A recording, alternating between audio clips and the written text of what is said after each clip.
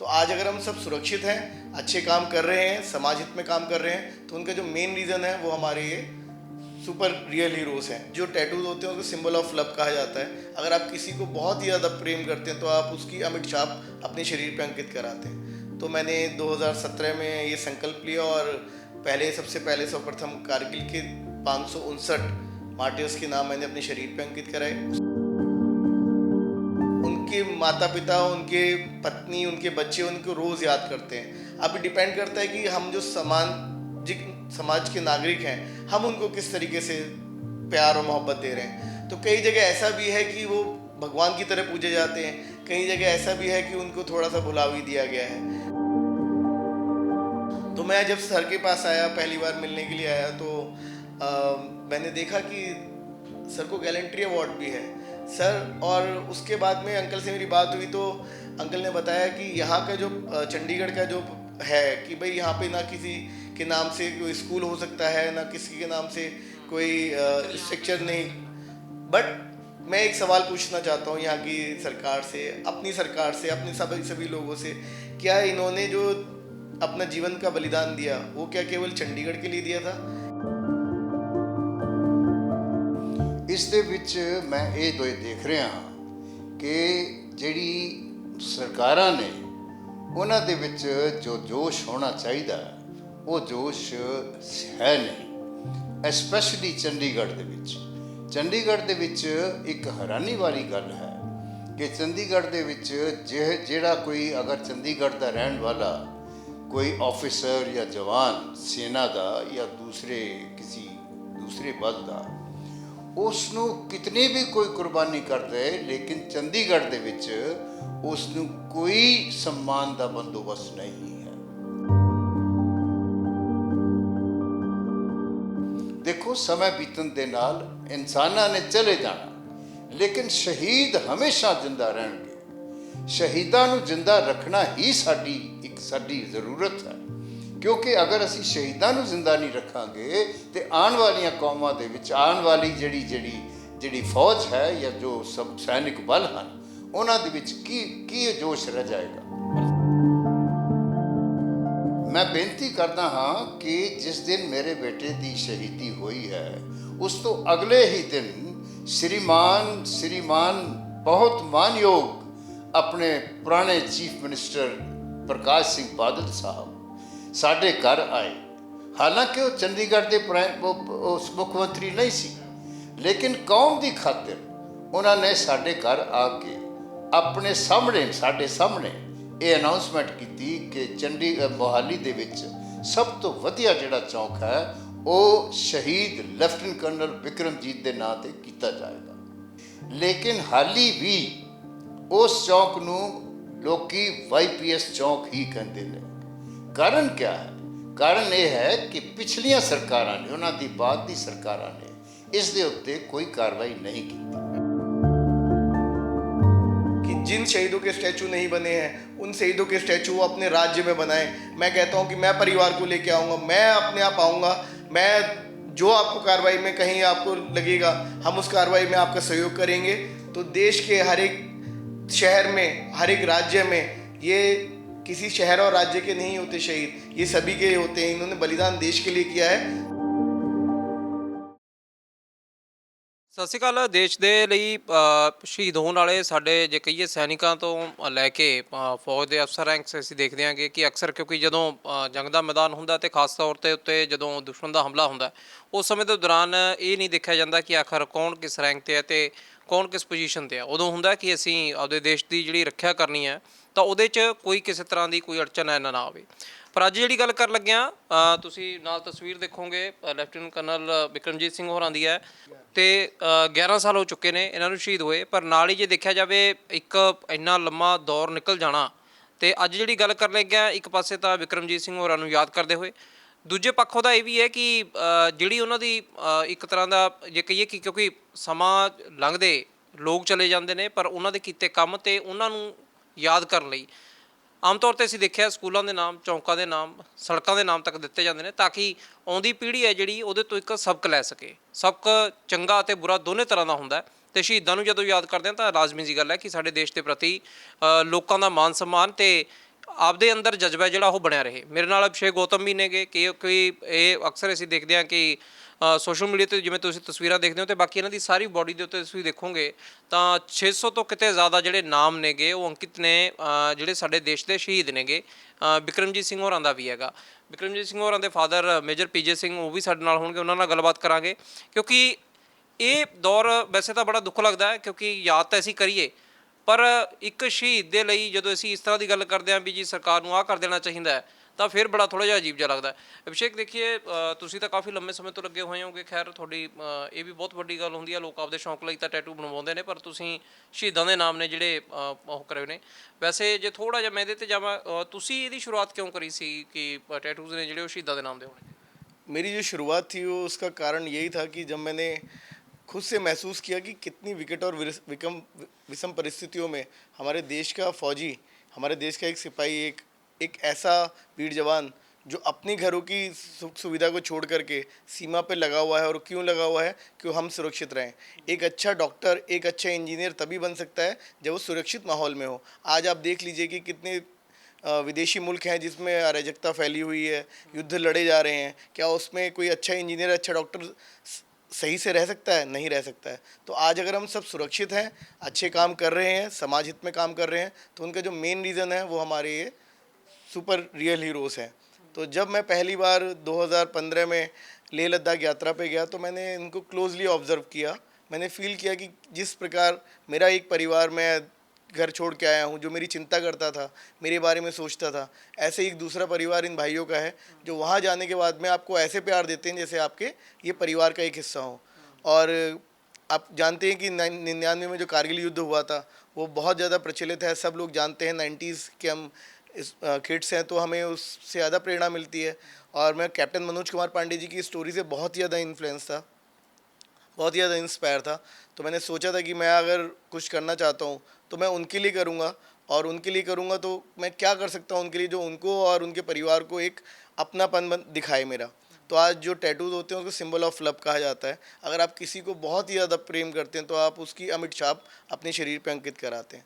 तो मैंने 2017 में ये संकल्प लिया और सबसे पहले सर्वप्रथम कारगिल के 559 मार्टियर्स के नाम मैंने अपने शरीर पे अंकित कराए। उसके बाद जैसे मेरे परिवारों से मिलता रहता हूँ, मैं अपने शरीर पे नाम अंकित कराता रहता हूँ। और अभी 636 जिसमें से नाम हो चुके हैं, जिसमें सर का नाम भी है। और मैं लगातार फैमिली से विज़िट करता हूँ, तो 550 से ज़्यादा परिवारों से मैं ऑल ओवर इंडिया जाके मिल चुका हूँ। अभी रिसेंटली मैंने एक मुंबई से लेकर के सियाचिन तक की यात्रा की थी, जिसमें मैंने 150 से ज़्यादा परिवारों से मिला था। तो मिलना परिवारों से जब मुलाकात होती है आपकी तो आप देखती होंगे, वैसे तो खैर जब कोई शहीद होता है हम देखते हैं कि मान सम्मान के साथ उसको विदा किया जाता है और पूरा क्षेत्र, एक परिवार नहीं पूरा क्षेत्र उनकी तरफ झुकाव रखता है। लेकिन जब एक दौर और एक समय बीत जाता है तो उसके बाद में लगता है कि सिचुएशन उसी दिन जैसी रहती है बाद में, या फिर यह कि समय के साथ में बहुत सारी चीज़ें बदल जाती हैं? देखिए, मैंने एक चीज़ महसूस की है कि ये हमारे पे डिपेंड करता है कि हम किस तरीके से उनको याद करें। और उनके परिवार में तो उन्हें कभी भुलाया ही नहीं जा सकता। उनके माता पिता, उनके पत्नी, उनके बच्चे उनको रोज़ याद करते हैं। अब डिपेंड करता है कि हम जो समाज के नागरिक हैं, हम उनको किस तरीके से प्यार और मोहब्बत दे रहे हैं। तो कई जगह ऐसा भी है कि वो भगवान की तरह पूजे जाते हैं, कई जगह ऐसा भी है कि उनको थोड़ा सा भुला भी दिया गया है। क्योंकि साल दर साल आप 3 डेकेड के बाद, मतलब आप 3 दशक के बाद की अगर बात करें तो 3 दशक के बाद बहुत मुश्किल हो जाता है कोई भी चीज़ को याद करना। लेकिन आज के युग में जब सोशल मीडिया का इतना बड़ा सहारा हमारे पास है, हमारे पास चलचित्र है, हमारे पास में वीडियोग्राफी है, हम इनको सही संजो सकते हैं और उनको आगे भी दिखा सकते हैं। तो जैसे मैं ज़्यादातर परिवारों से मिला तो मैक्सिमम मैंने देखा कि सब जगह स्टैचूज़ वगैरह का निर्माण हुआ है। कहीं ना कहीं स्कूल, चिकित्सालय, ये सब उनके नाम पे हैं। मैं आपको अभी रिसेंट का एक उदाहरण बताता हूँ। जब मैं 2018 में पालमपुर गया हुआ था तो वहाँ मैंने देखा कि मेजर सुधीर कुमार वालिया जी के नाम से स्टैचू सिविल में एक भी नहीं था। इनफैक्ट कैंट में आप चले जाइए तो कैंट और सिविल का बहुत अलग रिलेशन होता है। हर एक सिविलियन कैंट में नहीं जा सकता है। तो अगर कैंट में अगर उनके लिए हम पूरा एक मंदिर भी बनवा दें तो सिविल में उनकी याद नहीं रहेगी। तो मैंने वहाँ पे ऐसी सिग्नेचर कैंपेन स्टार्ट किया और उनकी स्टैचू 1 साल बाद लगी। तो मैं ये चाहता हूँ कि मतलब लोग खुद आगे आते हैं, बट एक स्पार्क, एक चिंगारी उनको चाहिए कि उनको एक महसूस होना चाहिए कि भाई हमने जिसको खोया उसने हमारे लिए और हमारे समाज के लिए ज़िंदगी अपनी कुर्बान की। तो मैं जब सर के पास आया, पहली बार मिलने के लिए आया, तो मैंने देखा कि सर को गैलेंट्री अवार्ड भी है सर। और उसके बाद में अंकल से मेरी बात हुई तो अंकल ने बताया कि यहाँ का जो चंडीगढ़ का जो है कि भाई यहाँ पे ना किसी के नाम से कोई स्कूल हो सकता है, ना किसी के नाम से कोई स्ट्रक्चर नहीं। बट मैं एक सवाल पूछना चाहता हूँ यहाँ की सरकार से, अपनी सरकार से, अपने सभी लोगों से, क्या इन्होंने जो अपना जीवन का बलिदान दिया वो क्या केवल चंडीगढ़ के लिए दिया था? इनकी पढ़ाई जो हुई वो विभिन्न क्षेत्रों में अलग अलग जगह हुई, खड़गवासला में इन्होंने, फिर उसके बाद IIM में, तो यानी पहले ये मुंबई महाराष्ट्र भी गए, फिर उस टाइम के उत्तर प्रदेश में, आज के उत्तराखंड में भी आए IIM के लिए, फिर उसके बाद में कई लेफ्टिनेंट कर्नल तक का मतलब है कि बहुत बड़ी एक जर्नी इन्होंने जी अपनी सुरक्षा करते हुए अपने देश की। तो अलग अलग प्रांतों में इन्होंने अपनी सर्विसें दी। तो आज आप महसूस कीजिए कि आज उनको केवल इसलिए ये सम्मान नहीं मिल पा रहा है क्योंकि वो चंडीगढ़ से बिलोंग करते हैं, जिसको सिटी ऑफ ब्यूटीफुल कहा जाता है कि भाई यहाँ पे सब कुछ सुंदर है, लेकिन जिसने उनको सुंदर बनाने के लिए अपने प्राणों की आहुति दी, क्या उसके लिए ये सौभाग्य उसको प्राप्त नहीं होना चाहिए कि वहाँ इस ਚੰਡੀਗੜ੍ਹ में उनके एक नाम का एक स्टैचू हो या एक। ਜਦੋਂ ਅਸੀਂ ਦੇਖਦੇ ਹਾਂ ਕਿ ਜੇ ਪੰਜਾਬ ਦੀ ਗੱਲ ਕਰੀਏ ਤਾਂ ਬਹੁਤ ਸਾਰੇ ਸਕੂਲਸ ਤੇ ਜਿਵੇਂ ਇਹਨਾਂ ਨੇ ਕਿਹਾ ਵੀ ਸਟੈਚੂ ਇਸ ਤਰ੍ਹਾਂ ਦੇ ਹੈਗੇ ਨੇ। ਖੈਰ ਦੁਬਾਰੇ ਗੱਲ ਕਰਾਂਗੇ ਕਿਉਂਕਿ ਇਹ ਜਿਹੜੀ ਕੰਪੇਨਿੰਗ ਸ਼ੁਰੂ ਕਰਨੀ ਉਹਦਾ ਮੋਟਿਵ ਕੀ ਹੈ। ਸਰ ਦੇਖੀਏ ਅੱਜ 11 ਸਾਲ ਜੇ ਕਹੀਏ ਤਕਰੀਬਨ ਹੋ ਚੁੱਕੇ ਨੇਗੇ ਗਏ ਬਿਕਰਮਜੀਤ ਸਿੰਘ ਹੋਰਾਂ ਨੂੰ। ਉਸ ਦੌਰ ਦੇ ਵਿੱਚ ਅਸੀਂ ਅਕਸਰ ਦੇਖਦੇ ਹਾਂ ਕਿਉਂਕਿ ਜਦੋਂ ਅਸੀਂ ਵੀ ਫੈਮਿਲੀਜ਼ ਦੇ ਕੋਲ ਜਾਂਦੇ ਹਾਂ ਜਿਸ ਦਿਨ ਇਹ ਜੇ ਕਹੀਏ ਕਿ ਸ਼ਹਾਦਤ ਲੈਂਦੇ ਨੇ ਜਿਹੜੇ ਫੌਜ ਦੇ ਜਵਾਨ ਨੇ, ਉਸ ਦਿਨ ਦੇ ਹਾਲਾਤ ਤੇ ਉਸ ਤੋਂ ਬਾਅਦ ਦੇ ਹਾਲਾਤ ਦੇ ਵਿੱਚ ਕਿੰਨਾ ਕੁ ਜ਼ਿਆਦਾ ਡਿਫਰੈਂਸ ਆ ਜਾਂਦਾ ਵੀ ਜਦੋਂ ਅੱਜ ਗੱਲ ਕਰਦੇ ਹਾਂ। ਅੱਜ ਕੱਲ੍ਹ ਠੀਕ ਹੈ ਕਿ ਅੱਜ ਆਪਾਂ ਬੈਠੇ ਆਂਗੇ, ਪਰ ਉਦੋਂ ਲੋਕਾਂ ਦਾ ਨਜ਼ਰੀਆ ਤੇ ਜਿਹੜੀ ਐਡਮਿਨਿਸਟ੍ਰੇਸ਼ਨ ਹੈ ਜਾਂ ਗਵਰਨਮੈਂਟ ਦਾ ਜਿਹੜਾ ਨਜ਼ਰੀਆ ਉਹ ਚੇਂਜ ਹੁੰਦਾ ਹੈ। ਦੇਖੋ, ਤੁਹਾਡਾ ਸਵਾਲ ਬਹੁਤ ਹੀ ਜ਼ਰੂਰੀ ਸਵਾਲ ਹੈ। ਜਿਨ੍ਹਾਂ ਸ਼ਹੀਦਾਂ ਨੇ ਆਪਣੇ ਸੁਪਰੀਮ ਸੈਕਰੀਫਾਈਸ ਕੀਤੀ ਹੈ, ਇਹ ਦੇਸ਼ ਲਈ ਕੀਤੀ ਹੈ, ਆਪਣੀ ਕੌਮ ਲਈ ਕੀਤੀ ਹੈ। ਉਹਨਾਂ ਨੇ ਦੇਸ਼ ਦਾ ਨਾਂ ਉੱਚਾ ਕੀਤਾ, ਕੌਮ ਦਾ ਨਾਂ ਉੱਚਾ ਕੀਤਾ। ਇਸ ਦੇ ਵਿੱਚ ਮੈਂ ਇਹ ਦੇਖ ਰਿਹਾ ਹਾਂ ਕਿ ਜਿਹੜੀ ਸਰਕਾਰਾਂ ਨੇ ਉਹਨਾਂ ਦੇ ਵਿੱਚ ਜੋ ਜੋਸ਼ ਹੋਣਾ ਚਾਹੀਦਾ ਉਹ ਜੋਸ਼ ਹੈ ਨਹੀਂ, ਐਸਪੈਸ਼ਲੀ ਚੰਡੀਗੜ੍ਹ ਦੇ ਵਿੱਚ। ਚੰਡੀਗੜ੍ਹ ਦੇ ਵਿੱਚ ਇੱਕ ਹੈਰਾਨੀ ਵਾਲੀ ਗੱਲ ਹੈ ਕਿ ਚੰਡੀਗੜ੍ਹ ਦੇ ਵਿੱਚ ਜਿਹੜਾ ਕੋਈ ਅਗਰ ਚੰਡੀਗੜ੍ਹ ਦਾ ਰਹਿਣ ਵਾਲਾ ਕੋਈ ਆਫਿਸਰ ਜਾਂ ਜਵਾਨ ਸੈਨਾ ਦਾ ਜਾਂ ਕਿਸੇ ਦੂਸਰੇ ਬਲ ਦਾ, ਉਸ ਨੂੰ ਕਿਤਨੀ ਵੀ ਕੋਈ ਕੁਰਬਾਨੀ ਕਰ ਦੇ, ਲੇਕਿਨ ਚੰਡੀਗੜ੍ਹ ਦੇ ਵਿੱਚ ਉਸ ਨੂੰ ਕੋਈ ਸਨਮਾਨ ਦਾ ਬੰਦੋਬਸਤ ਨਹੀਂ ਹੈ, ਬਿਲਕੁਲ ਵੀ ਸਨਮਾਨ ਦਾ ਬੰਦੋਬਸਤ ਨਹੀਂ ਹੈ। ਤੁਸੀਂ ਪੰਜਾਬ ਦੇਖ ਲਓ, ਪੰਜਾਬ ਦੇ ਵਿੱਚ ਜਿਹੜਾ ਸ਼ਹੀਦ ਕੋਈ ਹੁੰਦਾ ਹੈ ਤਾਂ ਪੰਜਾਬ ਸਰਕਾਰ ਦੇ ਮਾਨ ਸਾਹਿਬ, ਮੁੱਖ ਮੰਤਰੀ ਸ਼੍ਰੀਮਾਨ ਭਗਵੰਤ ਸਿੰਘ ਮਾਨ ਸਾਹਿਬ ਨੇ 1 ਕਰੋੜ ਰੁਪਏ ਦਾ ਉਹਨਾਂ 'ਤੇ ਇੱਕ ਰਾਸ਼ੀ ਦਿੱਤੀ ਹੈ ਜੋ ਕਿ ਸੰਤਾਵਨਾ ਰਾਸ਼ੀ ਹੈ। ਲੇਕਿਨ ਤੁਸੀਂ ਹੈਰਾਨ ਹੋਵੋਗੇ ਕਿ ਚੰਡੀਗੜ੍ਹ ਦੇ ਵਿੱਚ ਜੇ ਕੋਈ ਸ਼ਹੀਦ ਹੁੰਦਾ ਹੈ ਤਾਂ ਉਹਨੂੰ 8 ਲੱਖ ਰੁਪਏ ਮਿਲਦੇ ਨੇ। ਇਸ ਤੋਂ ਵੱਧ ਕੇ ਅਫਸੋਸ ਔਰ ਦੁੱਖ ਵਾਲੀ ਕੋਈ ਗੱਲ ਹੋ ਨਹੀਂ ਸਕਦੀ। ਇਹ ਤਾਂ ਗੱਲ ਹੋ ਗਈ ਸਰਕਾਰਾਂ ਦੀ। ਦੂਸਰੀ ਗੱਲ ਮੈਂ ਇਹ ਕਹਿਣਾ ਕਿ ਜਿਹੜੀਆਂ ਸਰਕਾਰਾਂ ਆਪਣੇ ਸ਼ਹੀਦਾਂ ਵਾਸਤੇ ਕੁਛ ਵਾਅਦੇ ਕਰਦੀਆਂ ਨੇ, ਕੁਛ ਉਹਨਾਂ ਦੇ ਇੱਕ ਸੰਤਾਵਨਾ ਦਿੰਦੇ ਹੋਏ ਕਹਿੰਦੇ ਨੇ ਕਿ ਇਹਨਾਂ ਦੇ ਨਾਂ 'ਤੇ ਚੌਂਕ ਬਣੇਗਾ ਜਾਂ ਸਕੂਲ ਬਣੇਗਾ, ਉਹਦੇ ਬਿਲਕੁਲ ਪਿੱਛੇ ਹਟ ਜਾਂਦੇ ਨੇ। ਇਹ ਦੁੱਖ ਵਾਲੀ ਗੱਲ ਹੈ। ਮੇਰਾ ਇਹ ਮੰਨਣਾ ਹੈ ਕਿ ਕਿਸੇ ਵੀ ਹਾਲਤ ਦੇ ਵਿੱਚ ਕਿਸੇ ਸ਼ਹੀਦ ਨੂੰ ਹਮੇਸ਼ਾ ਲਈ ਜ਼ਿੰਦਾ ਰੱਖਣ ਵਾਸਤੇ ਇਹੀ ਸਾਧਨ ਹੈ ਕਿ ਕੋਈ ਚੌਕ ਬਣਾਇਆ ਜਾਏ ਜਾਂ ਸਕੂਲ ਬਣਾਇਆ ਜਾਏ ਜਾਂ ਕੋਈ ਰੋਡ ਉਸ ਦੇ ਨਾਂ 'ਤੇ ਕੀਤੀ ਜਾਏ। ਦੇਖੋ, ਸਮੇਂ ਬੀਤਣ ਦੇ ਨਾਲ ਇਨਸਾਨਾਂ ਨੇ ਚਲੇ ਜਾਣਾ, ਲੇਕਿਨ ਸ਼ਹੀਦ ਹਮੇਸ਼ਾ ਜ਼ਿੰਦਾ ਰਹਿਣਗੇ। ਸ਼ਹੀਦਾਂ ਨੂੰ ਜ਼ਿੰਦਾ ਰੱਖਣਾ ਹੀ ਸਾਡੀ ਜ਼ਰੂਰਤ ਹੈ, ਕਿਉਂਕਿ ਅਗਰ ਅਸੀਂ ਸ਼ਹੀਦਾਂ ਨੂੰ ਜ਼ਿੰਦਾ ਨਹੀਂ ਰੱਖਾਂਗੇ ਤਾਂ ਆਉਣ ਵਾਲੀਆਂ ਕੌਮਾਂ ਦੇ ਵਿੱਚ ਆਉਣ ਵਾਲੀ ਜਿਹੜੀ ਫੌਜ ਹੈ ਜਾਂ ਜੋ ਸੈਨਿਕ ਬਲ ਹਨ ਉਹਨਾਂ ਦੇ ਵਿੱਚ ਕੀ ਜੋਸ਼ ਰਹਿ ਜਾਏਗਾ।